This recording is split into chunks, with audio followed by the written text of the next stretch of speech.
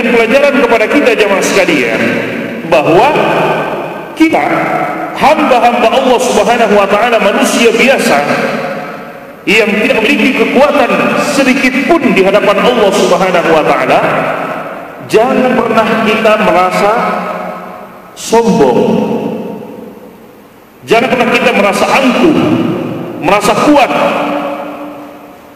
Bahkan terkadang ada yang merasa dia mampu melakukan segala hal, tidak mengembalikan kekuatannya kepada Allah Subhanahu wa taala. Tidak pantas kita sombong di hadapan Allah Subhanahu wa taala, karena bagi Allah kita ini tidak ada apa-apanya. Jemaah sekalian, bahkan Allah Subhanahu wa taala mengancam di dalam hadis qudsi, Nabi sallallahu alaihi wasallam bersabda bahwasanya Allah Subhanahu wa taala berfirman tentang kesombongan dan kemuliaan. Kata Allah Subhanahu wa taala, al-'azamatu ridai wal kibriya'u izari. Kata Allah Subhanahu wa taala dalam hadis qudsi tersebut, kata Allah, al-'azamah, kemuliaan itu adalah ridai, bagaikan selendangku, wal kibriya'u izari, dan kesombongan itu bagaikan sarung. Kata Allah Subhanahu wa taala, faman arada ya'khudha wahidan minhuma, siapa yang ingin mengambil dariku, faman arada ya'khudha minni wahidan minhuma, siapa yang ingin mengambil salah satunya dariku, kata Allah Subhanahu wa taala, adkhaltuhu an-nar, aku akan masukkan dia ke dalam neraka. Artinya Allah ingin mengatakan kepada kita dari hadis qudsi ini bahwa kemuliaan dan kesombongan itu hanya milik Allah Subhanahu wa taala. Tidak pantas kita untuk merasa diri sebagai orang yang mulia. Tidak pantas. Tidak pantas kita merasa diri sebagai orang yang mulia. Apapun kelebihan kita, apapun kehebatan kita, bagaimanapun kekuatan kita, seberapa tinggi pun pangkat dan kedudukan kita, tidak pantas kita merasa mulia. Tidak pantas kita merasa mulia. Kenapa? Karena kemuliaan hanya milik Allah Subhanahu wa taala. Dan seberapa hebat pun kita, tidak pantas kita merasa sombong, menyombongkan diri. Kenapa? Kesombongan itu hanya milik Allah Subhanahu wa taala. Hanya Allah yang berhak untuk sombong. Hanya Allah Subhanahu wa taala yang berhak untuk itu. Kenapa? Allah yang mampu untuk melakukan segalanya. Kita tidak mampu, kita tidak bisa berbuat apa-apa. Jemaah sekalian yang dimuliakan oleh Allah Subhanahu wa taala, kita adalah makhluk yang lemah. Kita adalah makhluk yang lemah, apalagi di hadapan Allah Subhanahu wa taala. La haula lana wa la quwwata illa billah.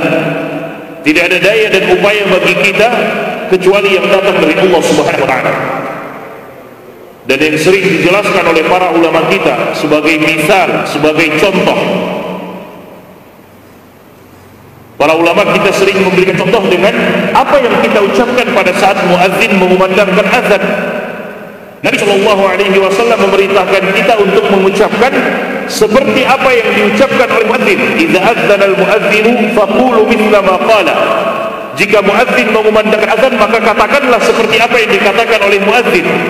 Allahu akbar, Allahu akbar, dikatakan Allahu akbar, Allahu akbar. Asyhadu an la ilaha illallah, kita katakan asyhadu la ilaha illallah, menjawab azan tersebut, panggilan muadzin. Asyhadu anna Muhammadar Rasulullah, kita ucapkan asyhadu anna Muhammadar Rasulullah. Tapi ketika muadzin mengatakan hayya 'alas shalah, ayo kita dirikan salat, ini sudah panggilan untuk mendirikan salat. Kalimat pertama, kedua dan ketiga sebagai bentuk syahadat kita, persaksian kita. Allahu akbar, Allah maha besar. Asyhadu la ilaha illallah, aku bersaksi tiada yang berhak diibadahi kecuali Allah. Asyhadu anna Muhammad Rasulullah, aku bersaksi bahwa Nabi Muhammad adalah utusan Allah. Persaksian, kita ikuti ucapan muadzin. Tapi giliran muadzin mengatakan hayya 'alas shalah, ayo kita dirikan salat, maka kita diperintahkan untuk menjawab la haula wala quwwata illa billah.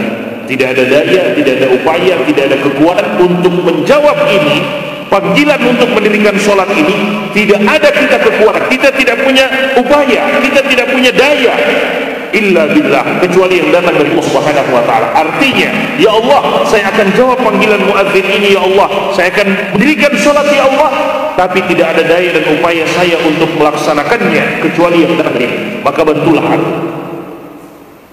Bayangkan jemaah sekalian yang dimuliakan oleh Allah Subhanahu wa taala, untuk menjawab panggilan azan itu saja kita butuh bantuan dari Allah Subhanahu wa taala. Tidak ada yang memberikan kita kemampuan untuk melangkahkan kaki ke masjid ini untuk sholat, beribadah, kecuali karena Allah Subhanahu wa taala yang memudahkan itu.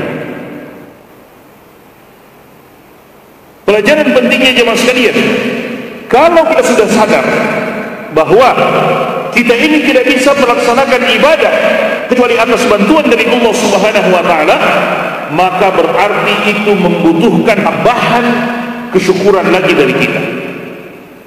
Tambahan kesyukuran, kita harus banyak bersyukur kepada Allah Subhanahu wa taala. Kita ini tidak bisa beribadah seperti ini kecuali atas bantuan dari Allah. Jangan katakan saya ini rajin sholat, saya ini rajin beribadah karena saya memang hebat, karena saya memang pantas untuk itu. Tidak. Karena kita dibantu oleh Allah Subhanahu wa taala. Kalau bukan Allah yang membantu kita, kita tidak bisa melaksanakan ibadah ini.